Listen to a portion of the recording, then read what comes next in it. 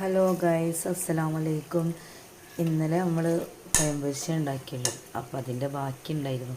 അപ്പോൾ മാവ് ബാക്കി ഉണ്ടായപ്പോൾ വെറുതെ കളയണ്ട വെച്ച് ഞാൻ ഫ്രിഡ്ജിൽ വെച്ചു.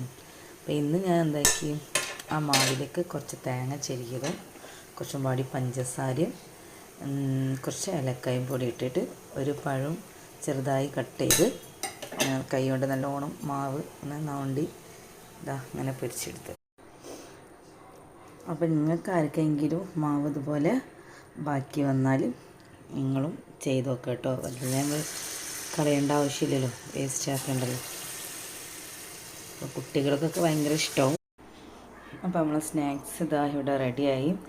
നിങ്ങൾ ഉണ്ടാക്കുമ്പോൾ തീ നല്ലോണം കുറച്ച് വെക്കണം കേട്ടോ. കാരണം നമ്മൾ ഇതിൽ പഞ്ചസാര കൂടുതൽ ഇടുന്ന കാരണം പെട്ടെന്ന് തീ കൂടിക്കാണെങ്കിൽ പെട്ടെന്ന് കരിയാൻ സാധ്യത.